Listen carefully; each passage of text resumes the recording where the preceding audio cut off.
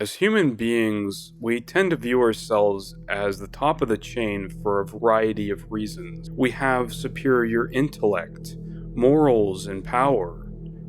Or do we?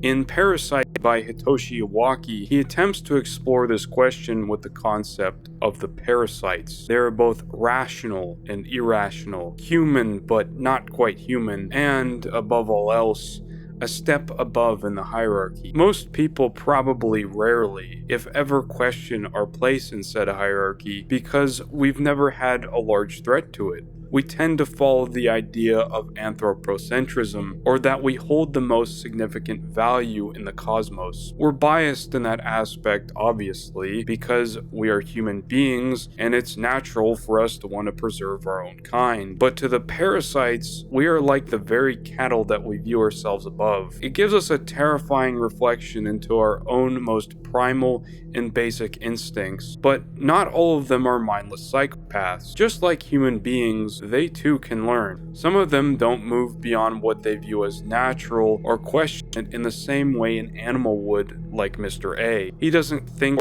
or care about why he chooses to kill. He just follows his order. On the opposite end, you have parasites like Reika, who deny their orders and partially want to fit in with society. Her desires to do so embolden once she gives birth and learns more about the altruistic behaviors. Even a parasite is capable of changing their ways.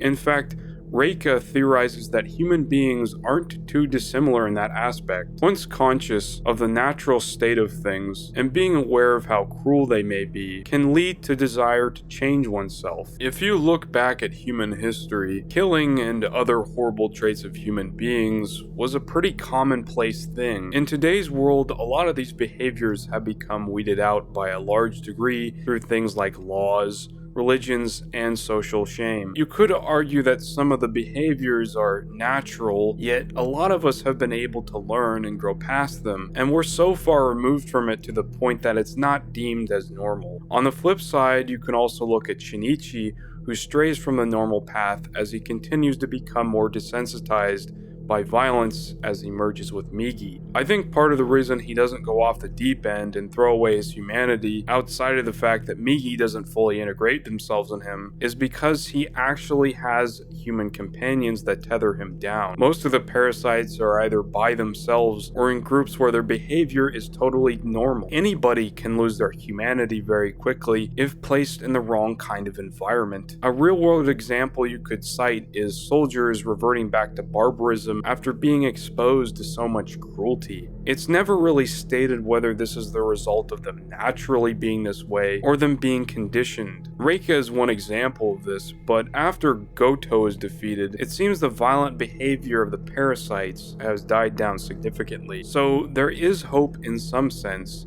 but total coexistence is extremely difficult. It's revealed that parasites can, in fact, live by eating regular food. It's easy to say as a human being that they need to change their ways, but they share a pretty common mentality that we view on other living organisms. In some ways, you could make the point that we're not really any better than a lot of parasites. Imagine if the story was taking place from an animal's point of view where humans are introduced and then they slaughter some of the animals. That's what we do on a daily basis to not only animals, but what we do to our planet as well. Just like the parasites, we don't really care or think about the damage we do to anything in our path. So from their point of view, we don't really have much of a moral high ground. In fact, the mayor himself supports the idea that we are the actual parasites and not the other way around. What's shocking is that the mayor was also a human being. Human beings are kind of tyrants of the globe who say what gets to die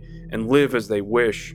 We have to establish dominance over other species because we view ourselves above the other ones. We treat the world like the only thing that belongs at the top of the hierarchy is ourself. Everything else exists only with our consent. That's just the tip of the iceberg if you look at how we generally have treated each other throughout history. Parasyte, for the most part, doesn't really seem to lean one way or the other. It remains relatively neutral. The parasites themselves are generally nuanced, but the human humans are often not presented as evil as them. Generally, the series seems to suggest that the violence is not really an escapable thing, but a cycle that is natural to existence. Parasyte might be remembered for its gore and stress-inducing moments, but the heart of its philosophy is truly the most harrowing thing about it.